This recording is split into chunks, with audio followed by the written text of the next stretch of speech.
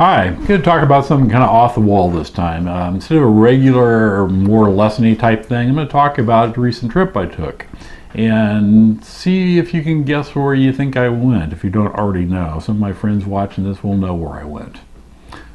Okay, time's up. No, I didn't go to a vineyard. I did not go to any place that made wine. In fact, I didn't even go to any place that can possibly grow grapes. I went on a cruise. So what I want to talk about is wine on the high seas. And when I say high seas, I'm not talking about that free stuff in a can. We're talking about oceans here. Yeah, oceans. All right, so all that aside, I'm going to do something I don't normally do. I'm going to talk specific prices, and I want to preface that by saying this is, as I'm saying this, and the trip I'm talking about took place in March of 2014. So you can kind of get the idea of the context of the pricing if you happen to be watching this in 2016 or 2020 or whenever you happen to be watching it, assuming it's still around at that point. So yeah, if these prices seem really, really cheap, well, that's because it's probably been a while. Okay, so I took a cruise on Carnival, and it was an 8-day cruise, and it went to the Bahamas and some other places, and it had a very good time. Now, I want to give you an idea, and this I'm going to talk about the ship I was on, which happened to be Splendor. It may not be the same on any other ships, but I'm guessing there's some similarities. So when I first got on board, one of the things I wanted to check out, of course, was the wine. And it just happened that they had a little table set up right as you come in the door of the ship, and they were promoting some of their offers. One of them was their steakhouse that they have on the ship, and also the sommelier, who I didn't know what it was at the time, but as I talked to him, I found out. The sommelier for the ship was there, and he was presenting and offering for sale some wine packages. Okay, now as you may suspect, buying wine on board a ship is not too dissimilar from buying wine in a restaurant. You can find a nice $10 bottle of wine for only $30. Yeah, go figure. So anyway, what they had to offer was 3 different packages of wine, in the package in the sense of grouping. There was one for, I believe, I should have looked this up before, it was right around $125 for 5 bottles of wine. Then they had another one that was about $145, I think, give or take a few bucks, for 5 bottles of wine. And they had a third one that was $168 for 5 bottles of wine. Okay, so 3 different packages, 3 different prices. What's the difference? Okay, obviously the more expensive package has more expensive wine. And I looked over, I glanced over, because they listed on they had a big old board thing over there that had the names of all the wines, and within each package, so they had reds and the whites for the one price point, and then below that the next group, and so on. So I took a look at those, some I recognized, and I thought, okay, I don't want to drink that. I don't drink that at home. I'm not going to drink it on here, and I'm sure not going to drink it and pay a lot of money for it. So I looked at the next package. I recognized a couple there, and they were okay. Thought, whatever. I'm on vacation. Let's go for the good package. And it had some nice selection of different wines. Some I recognized, most I didn't. But I thought, okay, you have to trust somebody someplace. So I went for the $168 package, which of course there's some fees and things that's added onto that. But we'll just call it $170 for easy numbers. Now you take that divided by 5, that gets you your cost of wine per bottle. And I didn't do the math, so I may do that and stick it up over here someplace. So anyway, the key thing on that is I had 5 bottles of wine to last me 8 days, which may sound like not enough, but I managed. It was just me drinking them. I was traveling alone, so not like I'm lonely or anything. I chose to do that. And anyway, so 5 bottles, that's enough. I don't like to drink a huge amount, and I knew I was also going to be having some other cocktail type beverages, so that worked for me. All right, so let's move on. Now, how does this work? If you've never been on a cruise, this may be new to you, so I'm going to just cover it briefly. They have what they refer to as their main dining, or their main dining room. And this particular ship has 2 of them. They were just, half people go to one, half to the other. It's just rather than have one huge, super giant one, they had 2 large ones. All right, and what they normally do on these types of cruises is it's a large table, someplace from probably from 8 to 10 people can be seated around it. The one I was assigned to, and it's assigned seating. The one I was assigned to is a big round table. You could fit 10 chairs around there. And I like that because it's a way to meet new people. Now, the cruise I was on some time ago was a big rectangular table, like a dining room table, and that was, I think, 4 people on each side, so it sat 8. So this one was a little bit bigger, and I kind of liked the other one. It was a little bit more cozy to talk to. With the big round one, you kind of had to holler to get across the table with someone. So, again, side point. So the way this worked with me buying the wine is I got like a little sheet of coupons. It had 5 of them on there. And they said you can go into the main dining room, and when you order dinner, you just tear off one of them, and you can indicate which one of the wines you want for dinner that night. If you don't drink it all, then they will bottle it up for you and bring it out to you the next night. Or if you want, you can take it with you, back to your cabin, or just walk around the ship and, be a old drunk-looking guy. Nah, they don't want you to do that, but you can take it with you. You don't have to leave it in the dining room. So I did that, went in the first night. Now, the table was already set, and they had wine glasses on there and water glasses and plates and things like that. The thing is, I looked at that wine glass, and it was like kind of dinky. And it's like, I don't like that. If I'm going to pay for wine, with presumably good wine, since I hadn't tried it yet, I didn't know, I want it to be in a good glass. I want a glass like this, not a glass like that. So when they came around to take the order, and I presented my ticket, and I said, do you have any better glasses than this one?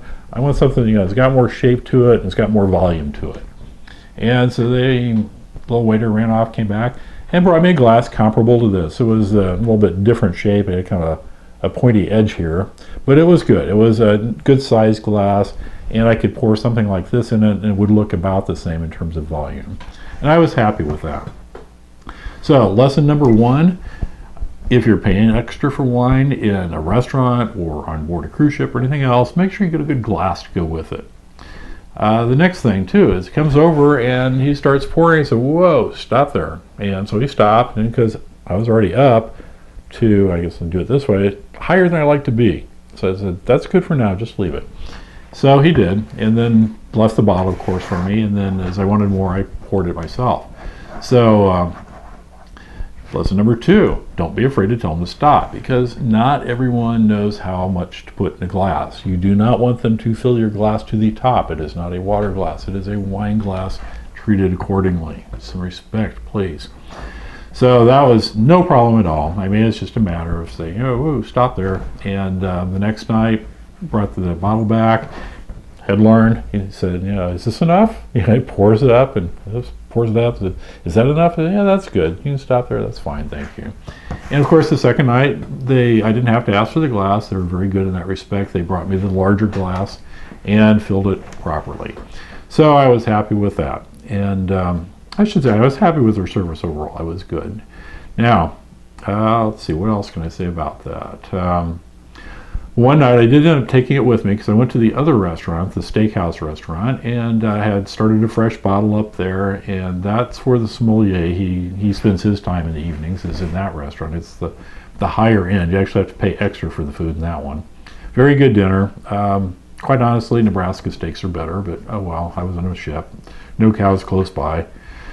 And it was a good meal overall, though. And the sommelier came over, and we chatted a little bit. And I said, well, here's what I'm having. What's your recommendation? He already knew I had the tickets, so he said, oh, you'd like the Shiraz with this, I'll bet. So I said, let's go with the Shiraz. And it was very, very good. Now, since I wasn't going to come back there the next night, I went ahead and took that bottle with me, took it back to the cabin, and kind of knocked it off. I think I had another glass that night, and then I had the rest of it the next night. So that's kind of my wine drinking experience. I did go a little slower than I expected, so watch out for that. Kind of had to, push that last bottle, the last night. I got it the last night. Actually, I went to one of the other service bars earlier in the evening and says, hey, can I get this here, or do I have to go to the main restaurant? And they looked, oh yeah, we can get that for you. So they got me another bottle, opened it up, and I started chugging away and had that instead of my usual evening martini. So it worked out well. And I had a good time, shared some of it that evening with some of the other table people, and they had their own wine, of course. We did a little sharing back and forth. And that was very, very pleasant. I had a good trip, and it was very enjoyable dinners. The wine definitely helped for me, because I like wine, not that I needed to get drunk or anything. So it helped for me enjoy the trip a little bit more.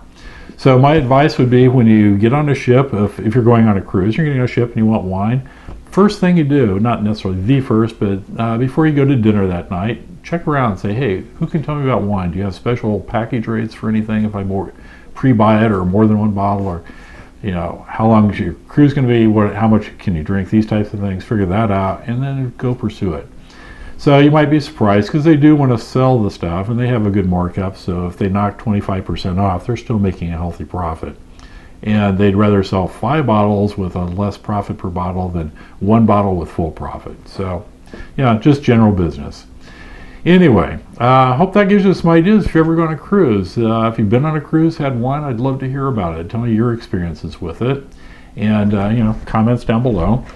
And I also want to introduce something new to you. I'll probably start putting this on the end card, but I'm also doing videos on a channel called Curious.com, and this is a pay site where you go in and pay to watch videos about different topics. So, surprise, surprise, I'm doing them on wine.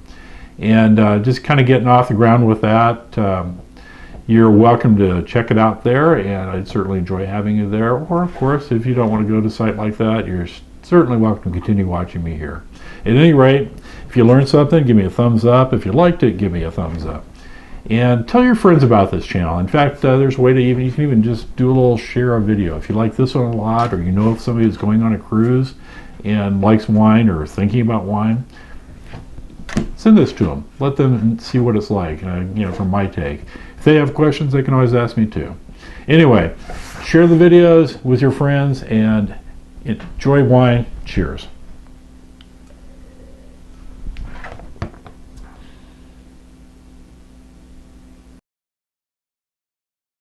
Obvious thing here is, from the title, Scratch and Sniff. Well, you think that's kind of a cool idea. It's like, oh, what does this, that, or the other smell like? Because I've never heard of that before. So you go through the book and you find some little things in here. There's one. Up here, he's got a little tiny finger. I don't know if you can see that or not. Well, he's talking about the olfactory world of fruit. So in big fruity letters here, if you zoom in, you can see those are just little bits of fruit. Alright, so you go up here and you scratch and you sniff.